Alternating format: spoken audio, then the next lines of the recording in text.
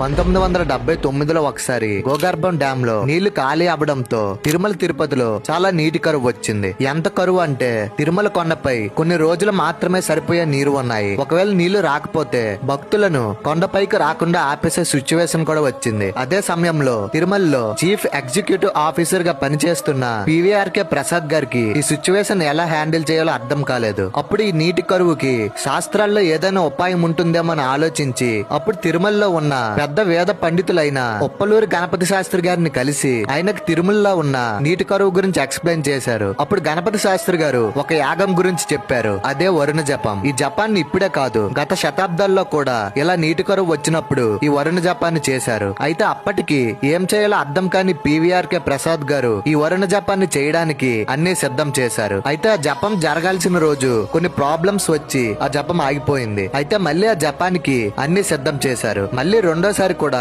ఆ జపం ఆగిపోయింది. అప్పుడు ఒక ఆఫీసర్ పివిఆర్కే ప్రసాద్ గారి దగ్గరికి వచ్చి మనకి 7 రోజులు మాత్రమే సరిపోయే నీరు ఉందని చెప్తారు. అది విని పివిఆర్కే గారు బాధతో వెంకటేశ్వర స్వామి ఆలయంలోకి వెళ్లి ఆ గోవిందుని ముందు కన్నీరు పెట్టుకున్నారు. అయితే ఆ రోజు రాత్రి అవ్వడంతో వెంకటేశ్వర స్వామి తిరుమల గుడిని మూసేశారు. అయితే అలా మూసేసిన కొంత సమయం తర్వాత తిరుమల అంతా గంట కొట్టిన శబ్దం వినిపించింది. అలా వినిపించడంతో అందరూ ఆ గుడి దగ్గరికి వచ్చేశారు. కానీ ఆగమన శాస్త్ర ప్రకారం రాత్రిపూట గుడి తలుపులు తీయకూడదు. దాంతో అక్కడికి వచ్చిన వారందరూ ఎప్పుడు ఉదయిస్తుందా అని ఎదురు చూస్తూ ఉన్నారు. ఇంకా పొద్దున్న అయ్యేసరికి గుడి తెరిచి చూస్తే అక్కడ ఎవరూ లేరు. మరి ఆ గంట కొట్టింది ఎవరు? పోనీ గాలికి అలా కొట్టిందా అంటే అలా జరగడం మొదటిసారి. అయితే మళ్ళీ ఆ వరుణ జపం కోసం అందరూ సిద్ధమయ్యారు. ఈసారి వరుణ జపం సక్సెస్ఫుల్ గా పూర్తయింది. బయట మాత్రం చాలా ఎండగా ఉంది. దాంతో పివిఆర్కే ప్రసాద్ గారు బాధలో ఉన్నారు. అయితే జపం పూర్తయిన తర్వాత ఉత్సవ మూర్తులని అక్కడున్న కోనేరులో స్నానం చేయించి మళ్ళీ అదే ప్లేస్ లో పెట్టాలి. అనుకున్నట్టే ఉత్సవ మూర్తులకు స్నానం చేయించి